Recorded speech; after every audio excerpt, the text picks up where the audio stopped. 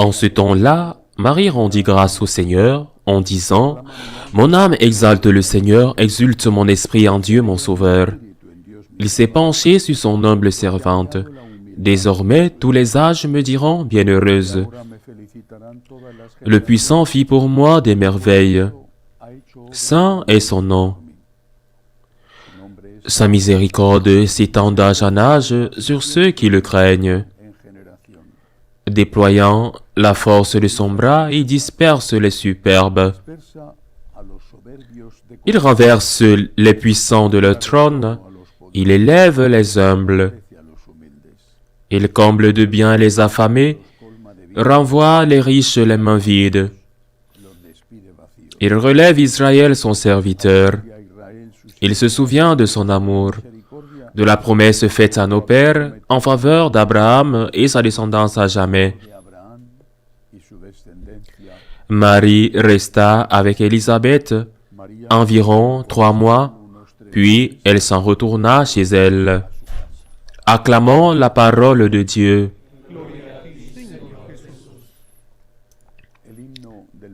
L'hymne du Magnificat, qui est la réponse de la Sainte Vierge à l'accueil merveilleux que lui a réservé sa cousine Élisabeth, est un prodige, d'une part, d'humilité et d'autre part, de courage.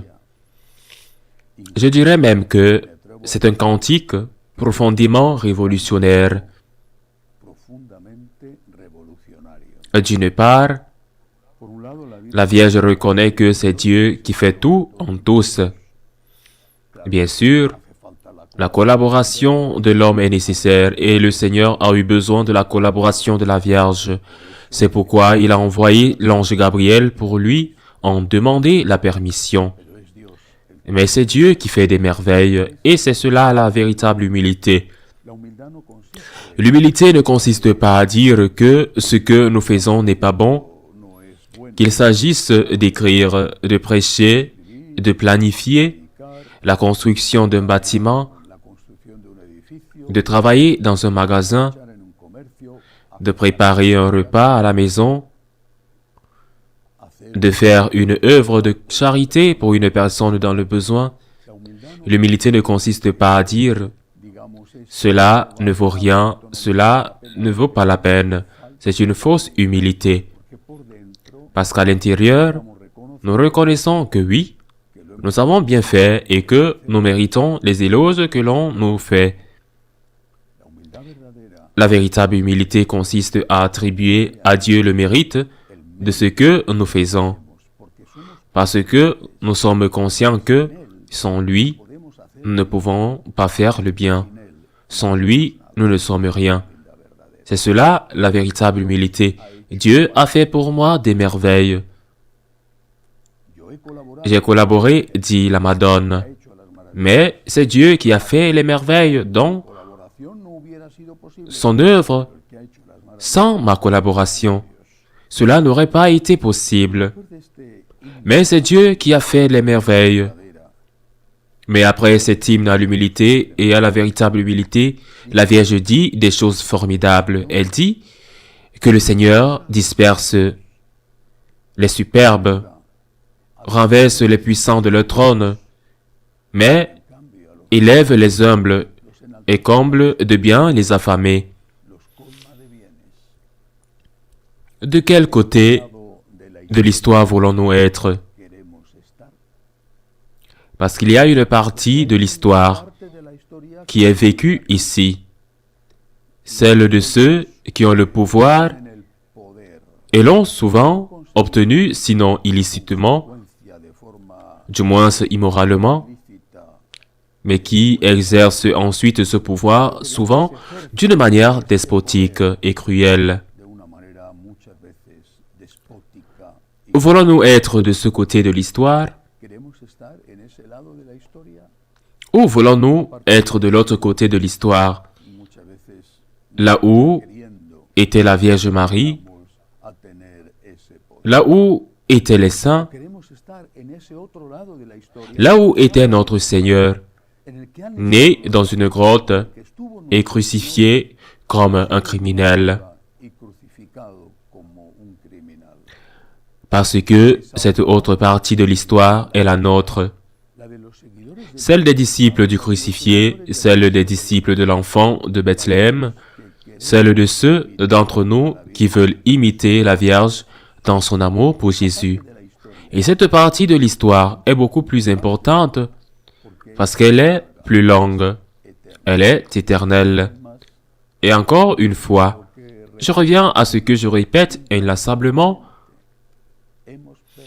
nous avons perdu la foi. La vraie foi. La foi qui anime nos vies, la foi qui nous fait prendre des décisions basées sur cette même foi et non pas comme si, en réalité, nous n'avions pas la foi. La grande majorité d'entre nous se comporte comme si elle était athée, même si théoriquement elle a la foi, et même si elle communie. Parce que la vraie foi nous fait croire. Ce que la Vierge a cru, il y a, sans aucun doute, une vie éternelle. Et nous devons nous préparer à cette vie éternelle. Il y a un jugement avant cette vie éternelle. Et s'il n'a pas lieu ici, ce qui est souvent le cas, il aura lieu là. Lorsque le Seigneur fera tomber les puissants de leur trône, lorsque le Seigneur mettra à nu tant de misère et tant de péchés,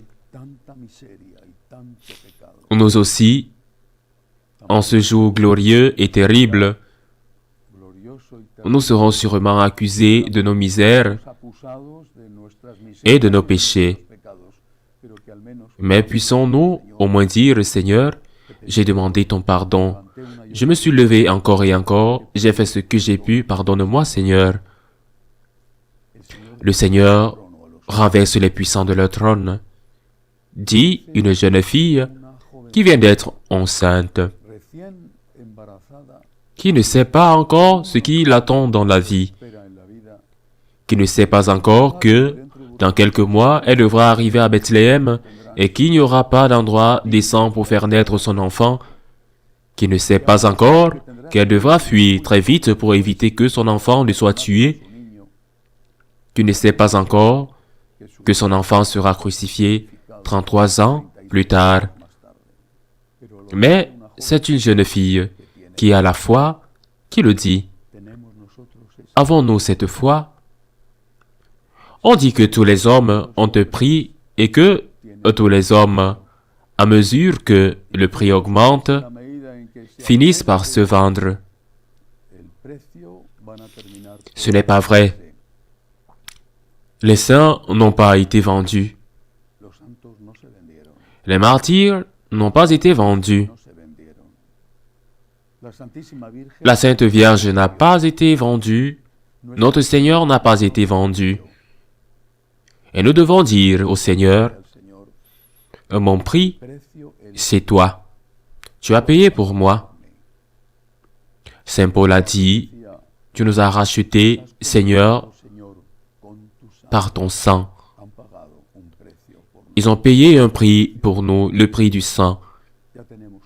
Nous avons déjà un propriétaire, et par conséquent, nous ne permettrons à personne de nous acheter.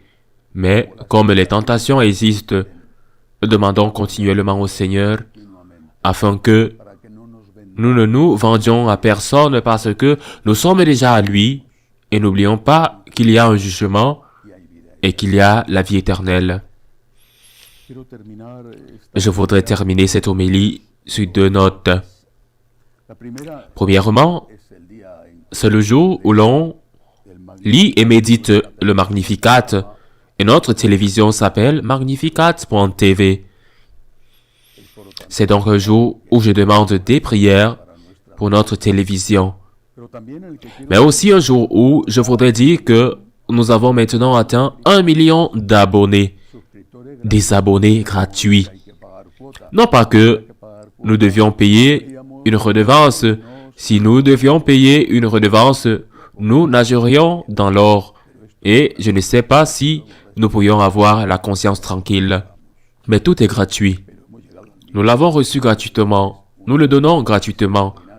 Mais Nous avons atteint 1 million d'abonnés, ce qui est une nouvelle extraordinaire dont vous faites partie et que vous êtes tous ceux qui regardent cette télévision, soit sur notre propre site web, soit à travers les médias comme YouTube ou Facebook ou tout autre système. C'est aussi un jour pour prier pour cette télévision et pour ceux qui la rendent possible. Ensuite, l'autre chose que je voudrais commenter est, comme je l'ai dit il y a quelques jours, la possibilité d'obtenir l'indulgence plénière que le pape a accordée à l'occasion du 8e centenaire de la création de la première crèche par Saint François d'Assise. Et c'est possible en se rendant, qui le peut, doit le faire à une église franciscaine dans sa ville, auprès de sa ville, qui ne peut pas, dit le pape, parce qu'il est malade ou parce qu'il n'a pas de mobilité physique, et là vous pouvez comprendre qu'il ne peut pas faire un voyage de centaines de kilomètres. Il peut le faire dans le programme spécial que nous avons prévu avec les images de la crèche de la Nativité de notre paroisse de Madrid, une paroisse gérée par les franciscains de Marie, ainsi soit-il.